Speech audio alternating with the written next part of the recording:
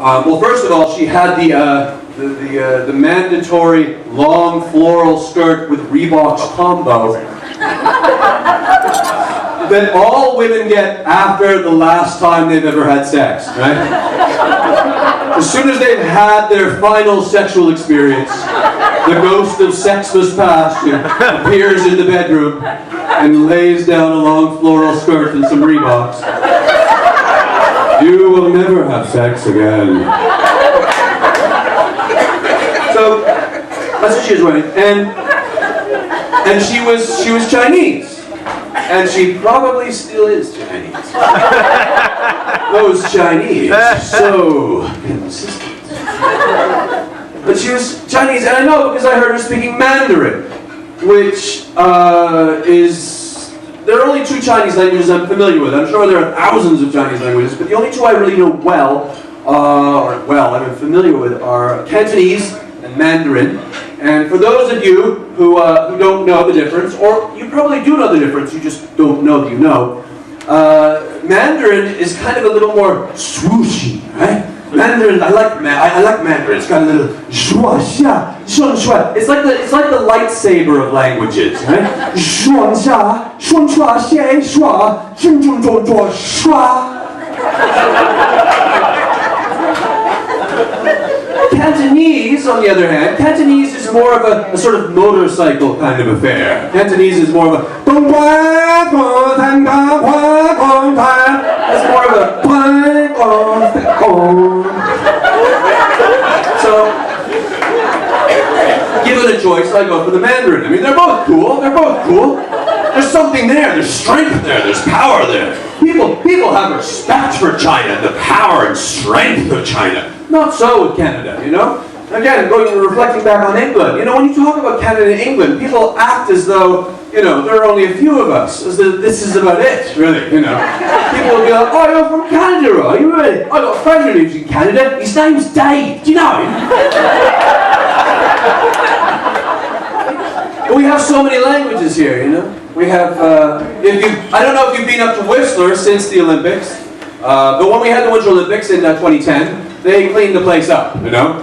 If you were here, you noticed they were like, put up a sign there, fix that, take those down, those look horrible. I mean, it was like we had guests coming over. It really did feel like that in Vancouver. It's like, oh, those are horrible, take those down, look at those drapes. It's Vancouver, right? And one of the things that they changed were all the signs going up to Whistler. Because there used to just be signs that said, welcome to, whatever. And now, they say welcome to wherever, in both English and in the native language. I love that language. I don't know who wrote that language, but it is a Scrabble player's dream. I mean, every town is like QXZY, ZZY, Q2ZY, XXXX. I mean, Squamish, halfway through Squamish, there's a 7. I love that. I think they're just messing with us. I think they're going, hey, put in another Q. You can't put in any more Qs, man. There's already 7 Qs. Well then, put in a 7. It's brilliant. I mean, how do you even pronounce that, you know? I embrace it though. I take it on, man. I'll say Squamish in the native language, and I pronounce the 7. I say it proud. I just be like, let's go work together. 7.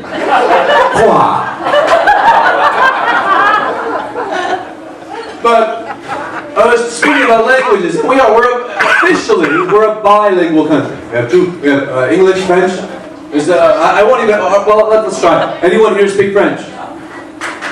Really? Is there someone? Well done. Are you clapping? Because no one, usually, as soon as you get west of Winnipeg, no one will do anything. People are just like, you know, people are like, you speak French, shut up, I'll get beat up, shut up. You know? Which is such a shame, because French is a very beautiful language, you know? It's a very melodic, poetic language. I don't know what Quebec did to it, but still. Well, it is a different kind of French in the one place and the other, you know? I mean, French in France is beautiful, you know?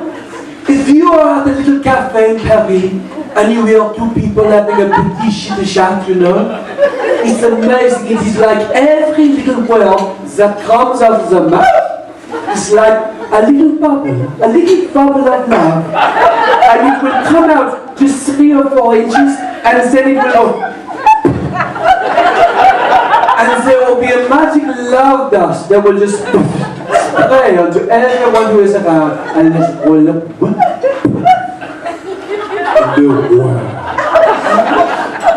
The same conversation in Quebec. It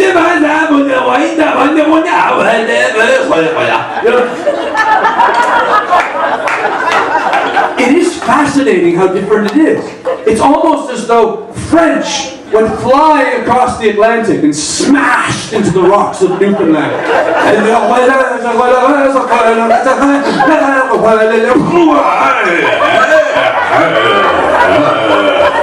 I suppose you wrote the French.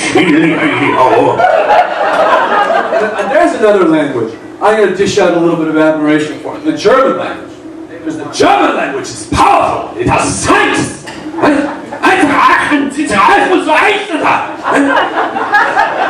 I mean, that's partly why Hitler was able to be successful within that nation. Is that voice, that accent, that has that ability to convey power.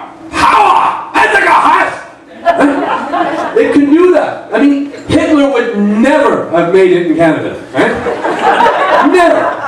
Then he would have been here going, okay, there's a bunch of stuff we gotta do. It's gonna be real hard, but if we stick together, I think we can pull her through.